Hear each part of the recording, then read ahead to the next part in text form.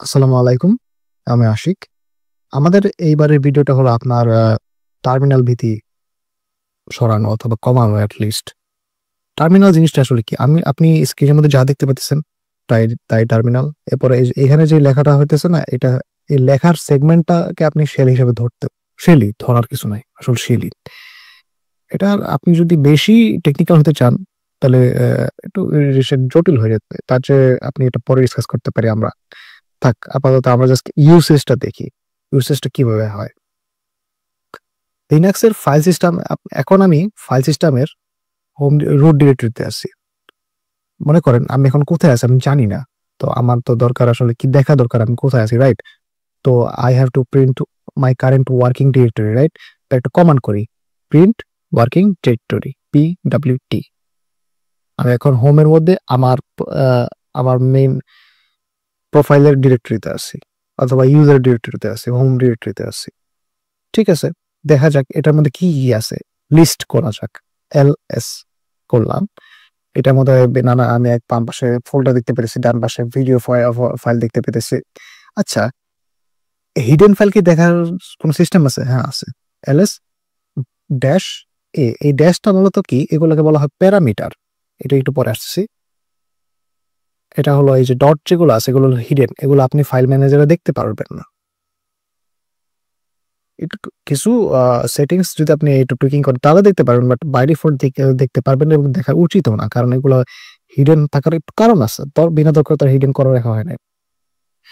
তো আমি আসলে দেখতে চাই যে এই ফাইলগুলোর মধ্যে আরেকটু এটার ফাইলের সাইজ কত কিংবা নানাবিধ ডিটেল যদি দেখতে চাই, -LL দিতে, সরি -LA দিতে হয়। লিস্ট অল করলাম।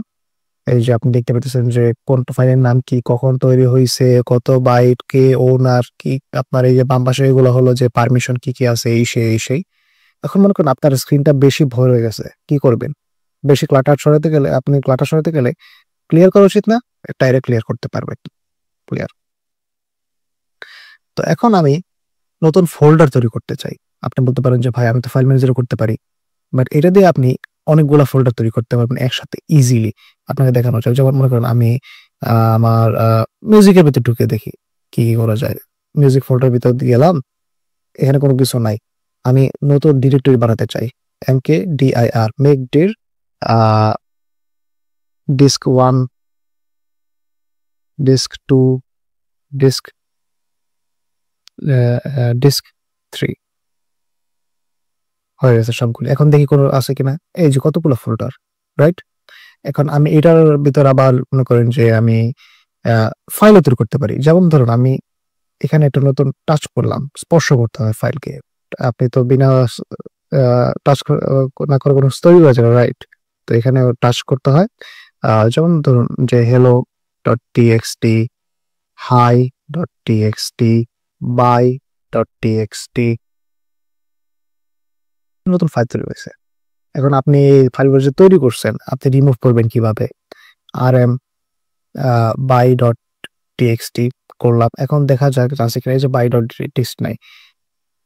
কমান্ড লাইনে এই সকল অপারেশনের একটা সুবিধা হলো আপনি ওয়াইল্ড কার্ড ইউজ করতে পারবেন।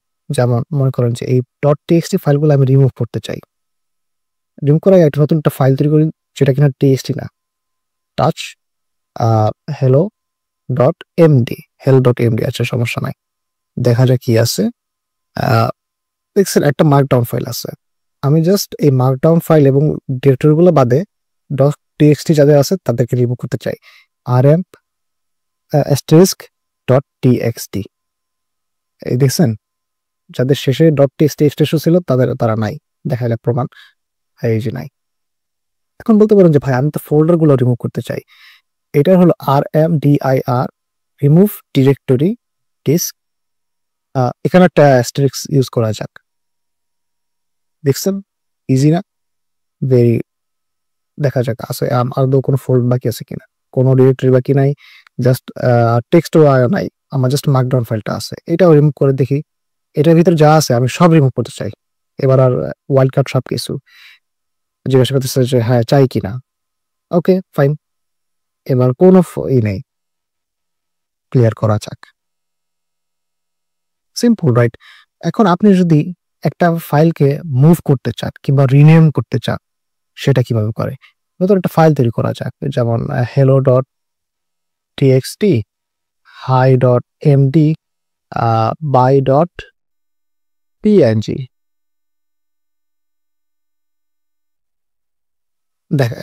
আপনি দেখতে পাচ্ছেন ৩টা ফাইল আছে। এখন আমি hi.md কে hello.md তে রিনেম করতে চাই। কি করব? md hi.md, নতুন নাম আমি কি দেব? ধরেন kitty.txt, রিনেম হয়ে গেছে। hi.md ফাইলটা নাই এখন। hello.txt, kitty.txt। এখন মনে করেন আপনি একটা ফোল্ডার তৈরি করি, mkdir disk 0 করলাম। এখন আমি চাই hello.txt এবং kitty.txt ফাইলকে, অর্থাৎ যাদের শেষে .txt এক্সটেনশন আছে তাদেরকে এই ডিস্ক 0 তে মুভ করা। mb.txt কোথায়? ডিস্ক 0 তে নাই। তো এটাই। এখন বলতে পারেন যে আমি কপি করতে চাই। সিপি ধরে এই যে by.png কে আমি কপি করে ডিস্কের মধ্যে রাখতে চাই। রাখলাম। এখানেও আছে, কিন্তু এই যে দেখুন আমি যদি ls ডিস্কেটটা করি, মানে এটার ভিতরে কি কি লিস্ট আছে তার লিস্ট করতে চাই, দেখা যাবে যে আমার by.png ইকুয়াল সেম ফাইলটাই আবার কপি হয়ে এখানে চলে গেছে। ইন্টারেস্টিং না? প্রিভিয়াসলি আমি যখন ডিরেক্টরি ডিলিটের কথা বলতেছিলাম তখন আমি দেখাচ্ছি যে জাস্ট ইজিলি হয়ে গেছে, কিন্তু এখন যেহেতু ডিস্ক 0টা আমার কয়েকটা ফাইল সমৃদ্ধ আছে, তো আমি যদি রিমুভ করতে চাই ডিস্ক 0 হবে না, কারণ এটা তো এমটি না। তো এটা করতে গেলে সরি rm দিয়ে করা যায়। আমার এখানে ড্যাশ rfটা হলো রিকার্সিভলি, আর এটা হলো fl ফোর্স করা। মাই ব্যাড, মাঝে মধ্যে ভুল হইতেই পারে। আর এটাও তো একটা লার্নিং চান্স, রাইট? যাই হোক, এখন পর্যন্ত আপনি কি শিখলেন? আপনি কিভাবে কি করতে হয়? ও, ডিরেক্টরি চেঞ্জ তো খুব সহজ দেখানো হয় নাই। আপনি চাইলে এটা আমরা এতক্ষণ করছি কি, জাস্ট রিলেটিভ ডিরেক্টরি চেঞ্জ দেখানো হয়েছে। আমি যদি অ্যাবসলিউটলি চেঞ্জ করতে চাই, যেমন মনে করেন আমার ডাউনলোডস এর মধ্যে আমি ডাইরেক্ট করতে চাই, এই যে ইজিলি যেতে পারি, ভেরি ইজি, আইসা পড়ছি। এটাকে বলে অ্যাবসলিউট চেঞ্জ ডিরেক্টরি। তো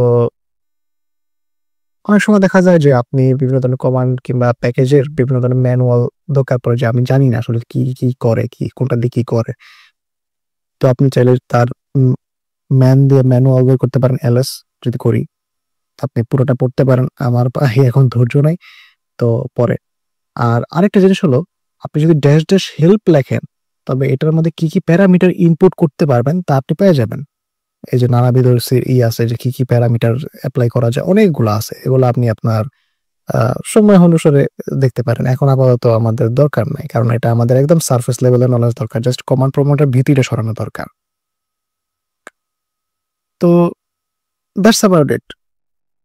টিল নেক্সট টাইম, আসসালামু আলাইকুম।